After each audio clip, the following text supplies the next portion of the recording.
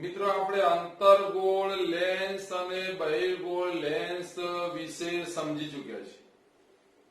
હવે પ્રેક્ટિકલ સમજવું હોય તો આપણે જ્યારે આંખના ચશ્મા બનાવવા જઈએ ત્યારે બે પ્રકારના લેન્સનો જનરલી ઉપયોગ થાય.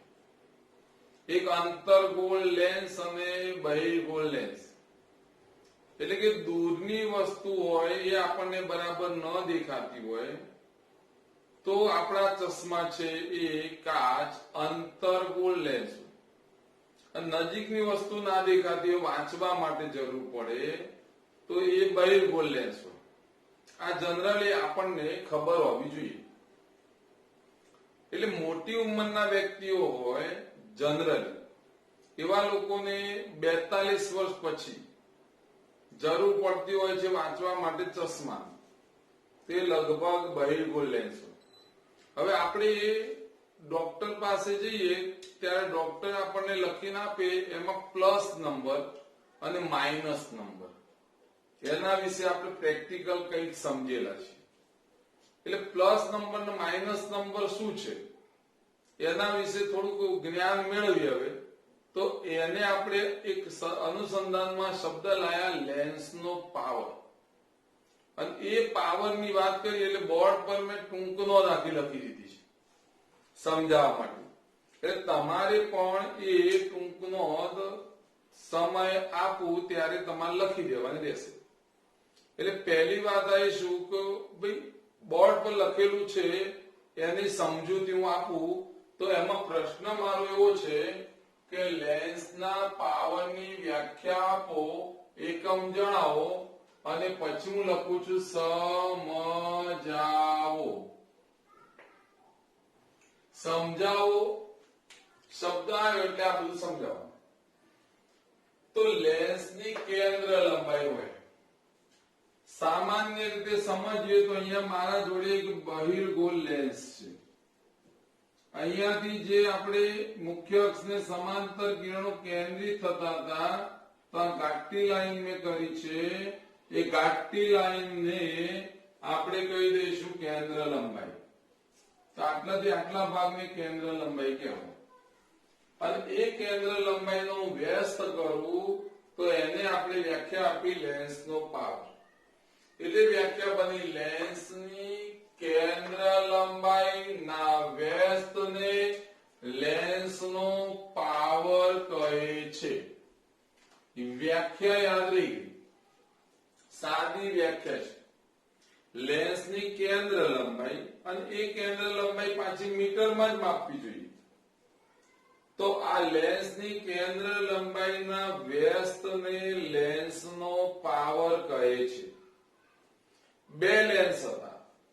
એક લેન્સ હતો બહિર્ગોળ. બહિર્ગોળ લેન્સના મુખ્ય અક્ષને સમાંતર.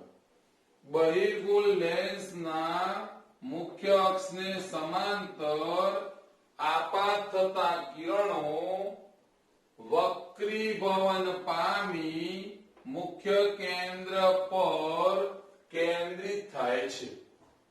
એટલે આ પહેલી વિદ્યા. અંતર્ગોળ લેન્સના મુખ્ય અક્ષને સમાંતર ભણી ગયા છો એટલે ખબર છે. તો આ રીતે થાય. મુખ્ય અક્ષને સમાંતર અહીંયાથી કિરણ આમ જાય એટલે એક કિરણ પાછું આમ આવતું હતું. અહીંયાથી આ કિરણ આમ સીધું જાય તો આ પાછું વળીને આમ જાય, પાછું આવી જાય. અહીંયા કેન્દ્રિત થતા હોય તેવો ભાસ થાય છે. એટલે કે અંતર્ગોળ લેન્સના મુખ્ય અક્ષને સમાંતર આપાત થતા કિરણો વક્રીભવન પામી મુખ્ય કેન્દ્ર પર વિકેન્દ્રિત થાય છે. આ જે બતાવીને વિકેન્દ્રિત કહેવાય, આને કેન્દ્રિત કહેવાય. અને વિકેન્દ્રિત એટલે આ રીતે દૂર ફેંકાય છે. એટલે એને પાછા લંબાવવામાં આવે તો એક જગ્યાએ ભેગા થતા હોય તેવો ભાસ થાય છે. અને ભાસ થાય એ લેન્સ અંતર્ગોળ. બહિર્ગોળ લેન્સમાં મુખ્ય અક્ષને સમાંતર એક બિંદુ કેન્દ્રિત થાય છે. અંતર્ગોળમાં વિકેન્દ્રિત થાય છે, એટલે કે એવો ભાસ થાય છે. તો પ્રકાશના જેટલા કિરણો હતા એ કેન્દ્રિત થવા કે વિકેન્દ્રિત થવા માટે જે વાત હતી એની એક ક્ષમતા હતી. લેન્સ પર આપાત થતા કિરણો કેન્દ્રિત થવા કે વિકેન્દ્રિત થવા એ લેન્સ પર આધાર રાખે, અને લેન્સની આ ક્ષમતા જે છે એ ક્ષમતા એની કેન્દ્ર લંબાઈ પર રહેલી છે.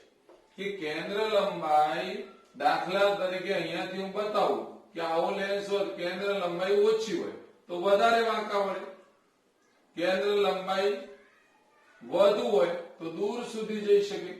એટલે આમ કેન્દ્ર લંબાઈ પર આધાર રાખે, અને આ રીતે લેન્સની આ કેન્દ્ર લંબાઈ પ્રમાણે કિરણો ભેગા થવાની એક ક્ષમતા છે, એને જ કહેવામાં આવે લેન્સનો પાવર.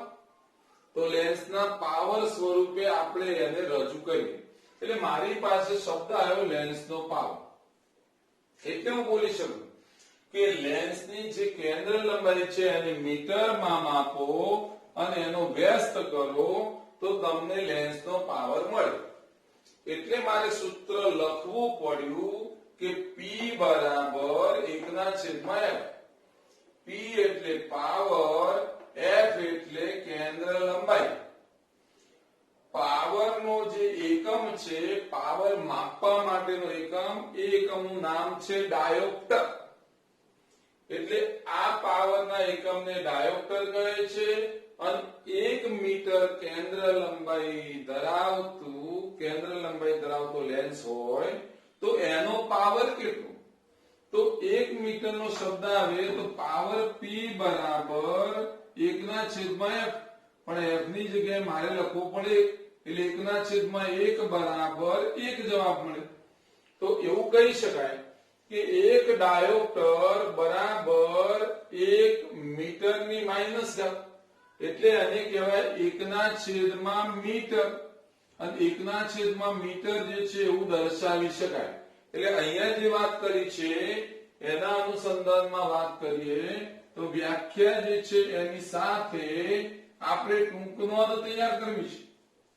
હું બોલ્યો છું એ ફરીથી ખાલી સમજાઈ દઉં, અને એ માટે પહેલી વ્યાખ્યા યાદ રહી જાય તમારે વાંચી લેવી.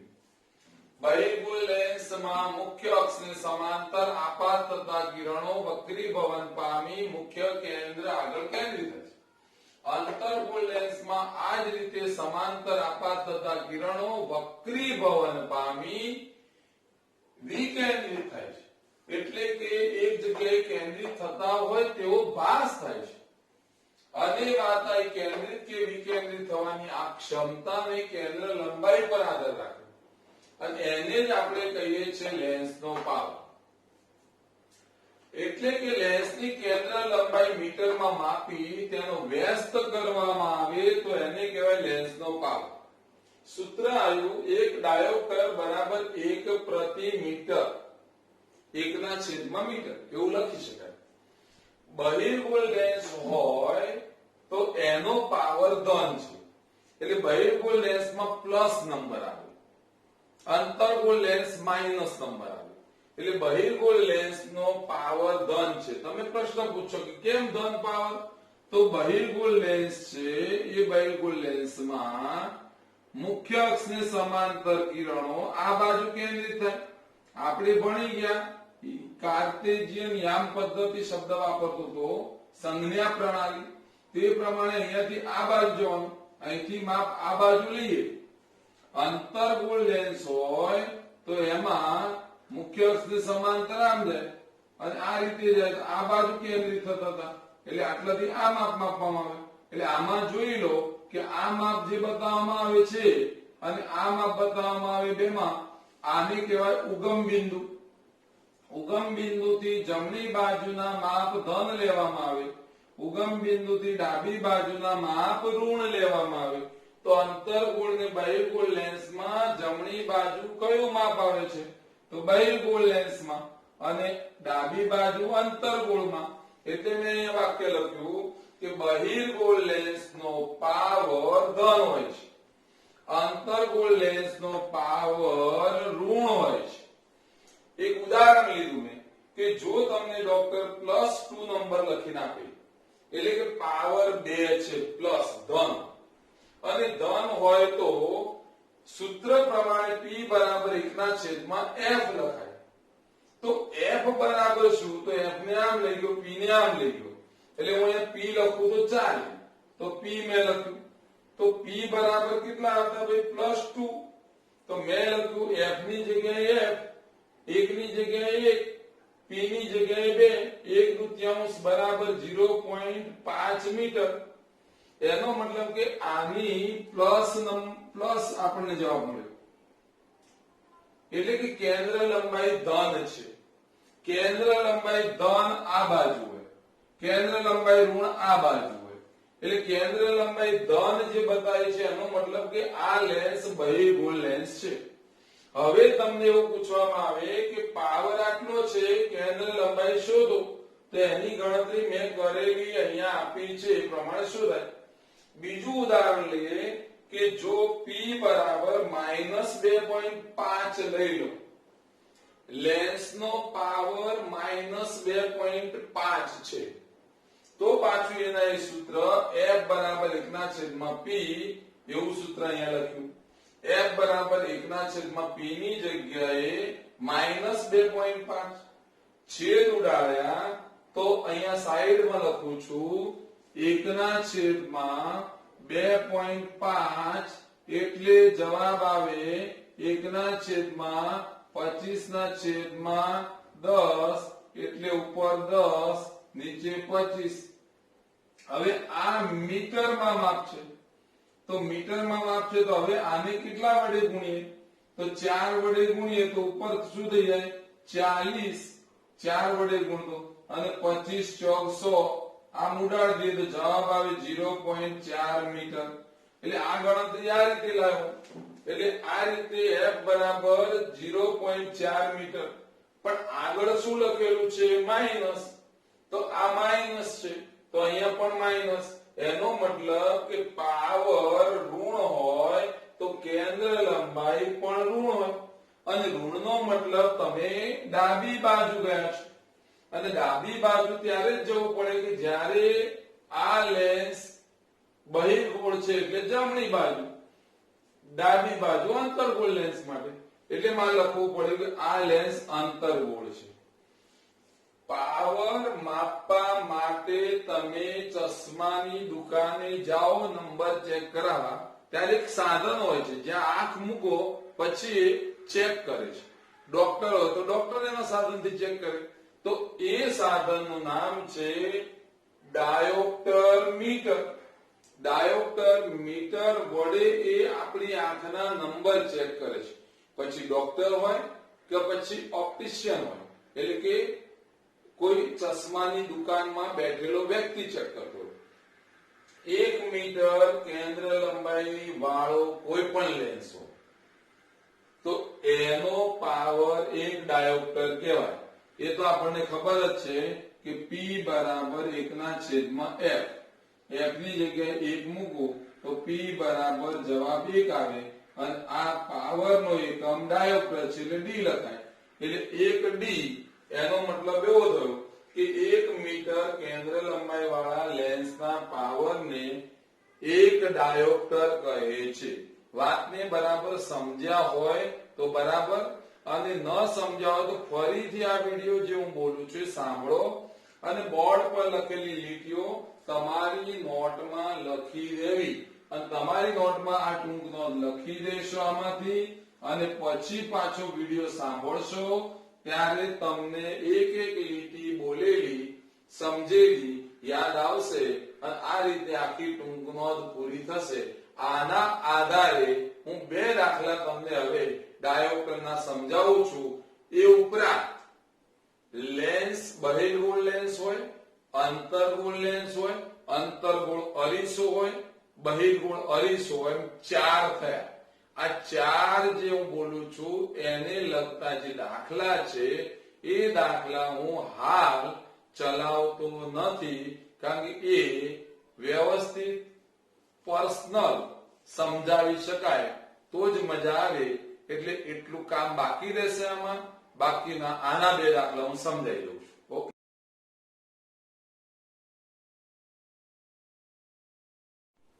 હવે આગળ વધીએ તો પાવર પર આધારિત દાખલા.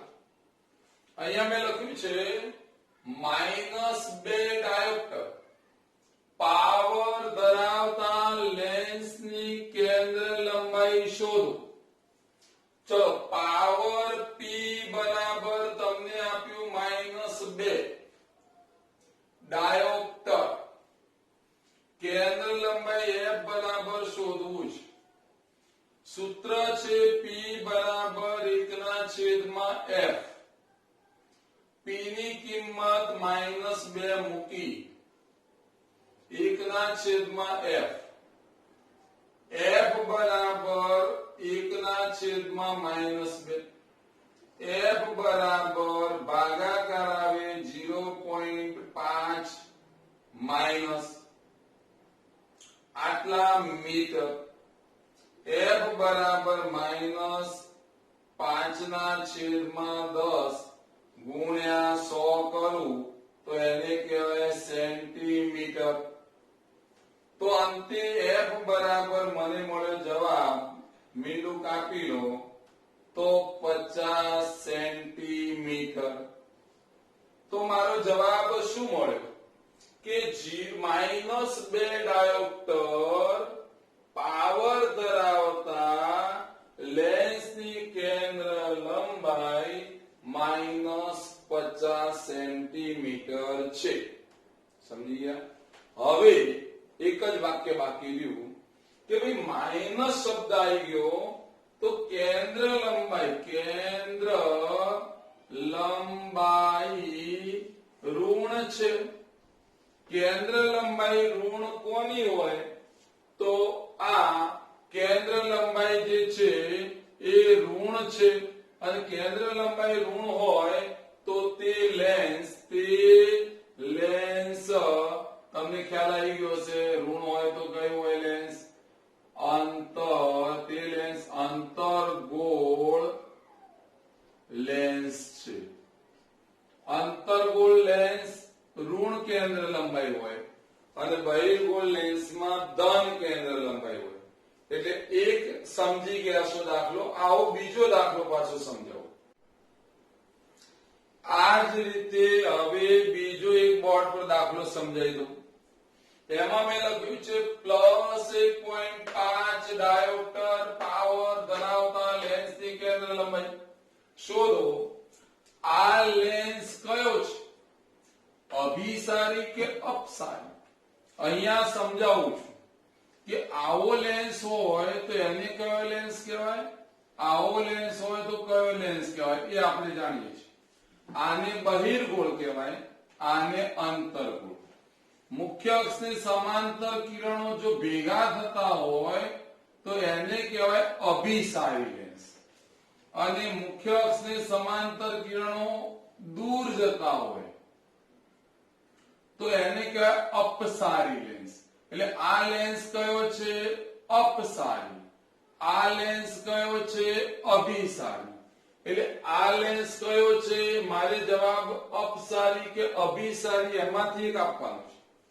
તો પહેલા જાણી લો, બહિર્ગોળ લેન્સને અભિસારી લેન્સ કહેવાય, અંતર્ગોળ લેન્સને અપસારી લેન્સ કહેવાય. હવે અહીંયા દાખલો ગણીએ.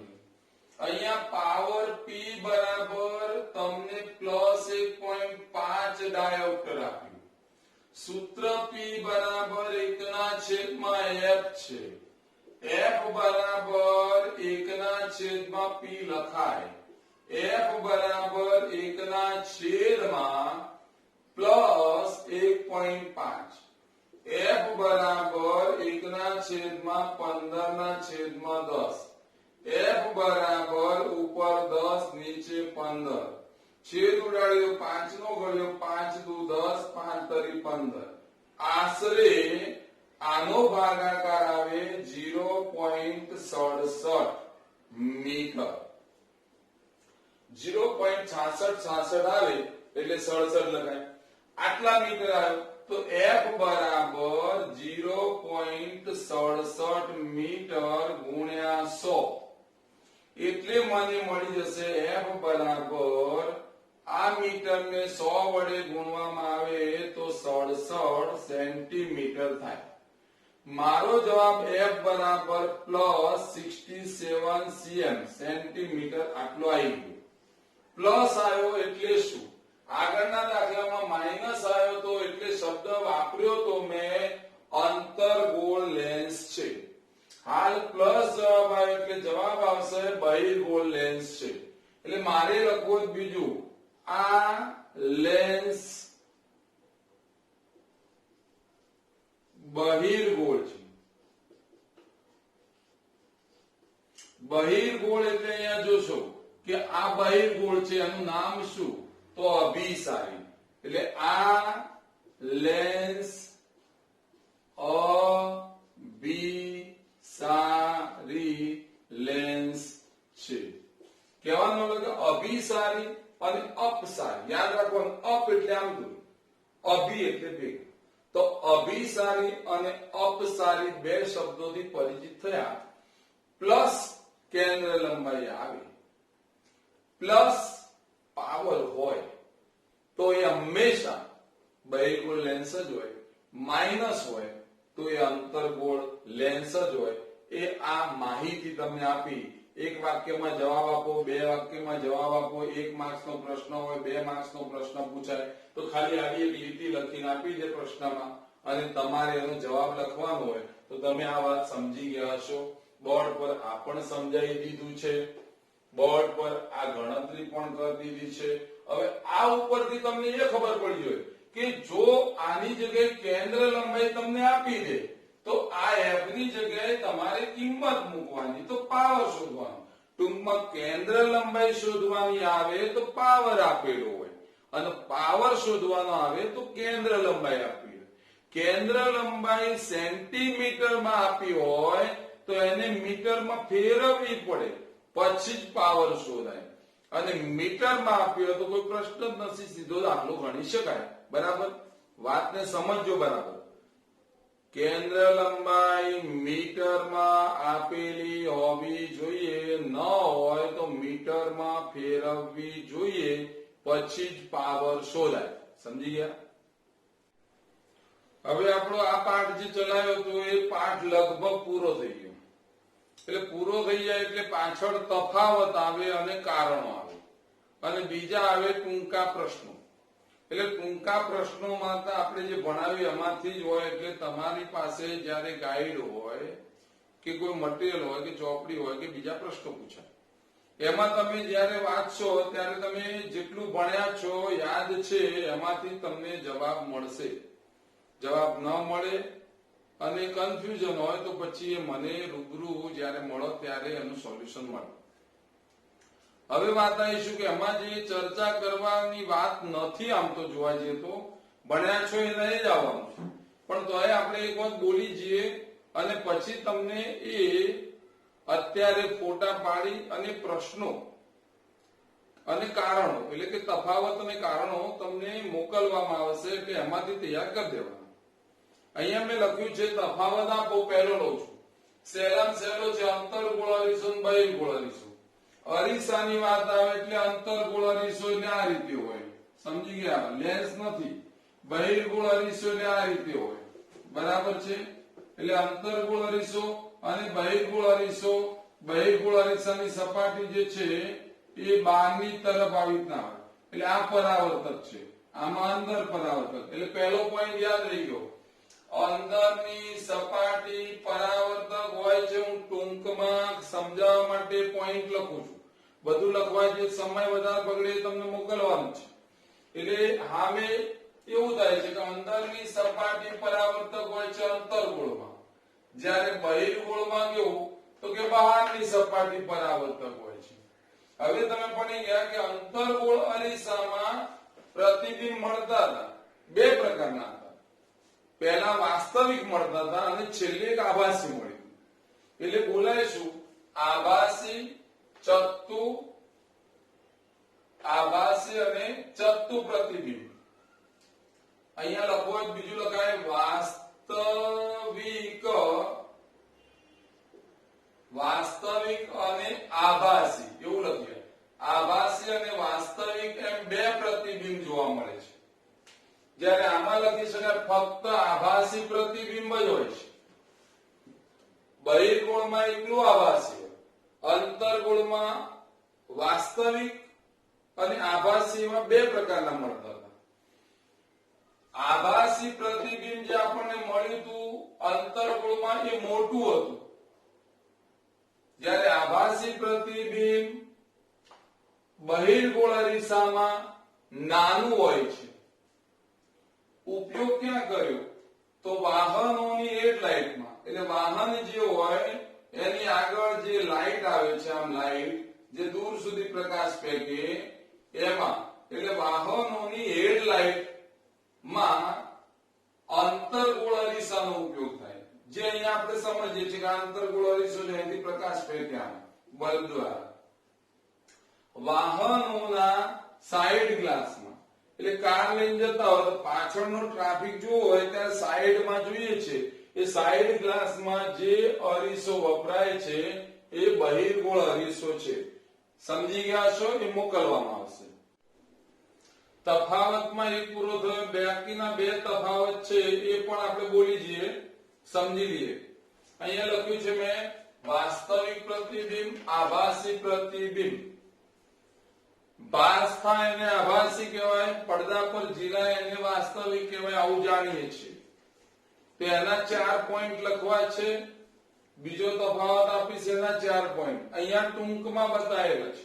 હકીકતમાં આવું લખવાથી માર્ક્સ ન મળે અને આખું વાક્ય લખવું પડે, જે મેં અહીંયા નહીં લખ્યું, જે તમારે તૈયાર કરવા માટે અમે આપવાના છીએ.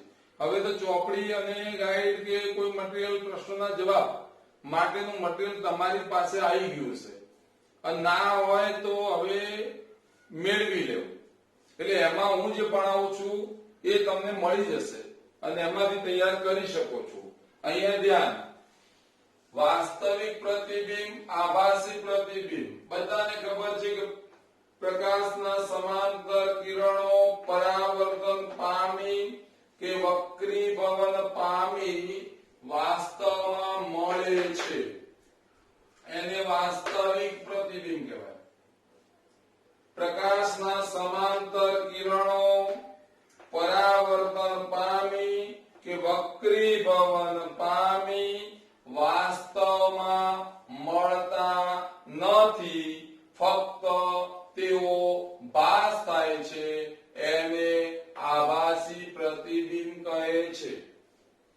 વાસ્તવમાં મળતા હોય એ પડદા પર ઝીલી શકાય. એટલે આ વાસ્તવિક પ્રતિબિંબ પડદા પર ઝીલી શકાય છે, મેળવી શકાય છે. પડદા પર ઝીલી શકાતું નથી, પડદા પર મેળવી શકાતું નથી. ત્રીજો પોઈન્ટ, પડદા પર મળતું પ્રતિબિંબ છે વાસ્તવિક છે. આપણે ભણી ગયા વાસ્તવિક પ્રતિબિંબ હંમેશા ઉલટું જ હોય. ઝાડ હોય ને એનું પ્રતિબિંબ મેળવવા જઈએ તો ઊંધું ઝાડ જ આવે, એટલે ઉલટું હોય છે. આભાસી પ્રતિબિંબ ચત્તું હોય છે. અરીસો હોય તો આ અરીસામાં આ કિરણો બધા આ બાજુ ભેગા થતા હતા. યાદ કરો, આ પ્રમાણે બતાવી હતી આકૃતિ. મુખ્ય અહીંયા મળતું હતું. એટલે કહેવાનું વસ્તુ અહીંયા હોય તો વસ્તુની બાજુ એ કહેવાય, એને કહેવાય વસ્તુ તરફ કહેવાય. એટલે અરીસો હોય એની આગળ અને આપણે અરીસો જે હોય એની પાછળ. એટલે કે આપણે ઊભા હોઈએ અને અરીસો અહીંયા હોય એની પાછળ આપણું પ્રતિબિંબ મળે. એટલે આગળ જે મળે છે એ વાસ્તવિક હોય છે. એટલે વાસ્તવિક પ્રતિબિંબ અરીસાની આગળ રચાય છે, આભાસી પ્રતિબિંબ અરીસાની પાછળ રચાય છે. 4 પોઈન્ટ સમજાયા? આગળ વધ્યું. બહિર્ગોળ લેન્સ, અંતર્ગોળ લેન્સ તફાવત બધાને આવડે એવું છે, કારણ કે બહિર્ગોળ લેન્સ આ રીતે હોય, અંતર્ગોળ લેન્સ આ રીતે હોય. એટલે બે શબ્દો તો ખબર છે કિનારીએથી પાતળો, વચ્ચેથી જાડો. અહીંયા વચ્ચેથી પાતળો, કિનારીએથી જાડો. આમાં સમાંતર કિરણો આમ જાય તો એક જગ્યાએ ભેગા થાય, કેન્દ્રિત કહેવાય. આમાં વિકેન્દ્રિત થાય છે. એટલે બે શબ્દો આવડી ગયા. એના પછી આપણે હમણાં પ્રતિબિંબ વિશે ભણ્યા હતા. એમાં આમાં લેન્સ દ્વારા, બહિર્ગોળ લેન્સ વડે મળતા પ્રતિબિંબ વાસ્તવિકે મેળવ્યા અને આભાસીએ મળ્યું. ત્યારે આમાં તો એકલું આભાસી મળ્યું હતું અને આમાં મળેલું આભાસી પ્રતિબિંબ મોટું હતું. આમાં મળેલું આભાસી પ્રતિબિંબ નાનું હતું. હું બોલી ગયો છું. હવે શબ્દ પકડીએ તો પહેલું, બહિર્ગોળ લેન્સ મધ્યમાં જાડો, કિનારીએથી પાતળો. અંતર્ગોળ લેન્સ મધ્યમાં પાતળો, કિનારીએથી જાડો. ક્લિયર? સમજો છો? સમાંતર પ્રકાશના કિરણો, મુખ્ય અક્ષને સમાંતર પ્રકાશના કિરણો કેન્દ્રિત થાય છે. આમાં વિકેન્દ્રિત થાય છે, પાસ થાય છે. આને આપણે બોલી ગયા ભેગા થાય છે એટલે કહેતા હતા અભિસારી, અને દૂર જાય છે એટલે અપસારી. આમાં બે પ્રતિબિંબ મળતા હતા, વાસ્તવિક અને આભાસી, એમ બંને પ્રકારના. આમાં ફક્ત આભાસી જ મળે.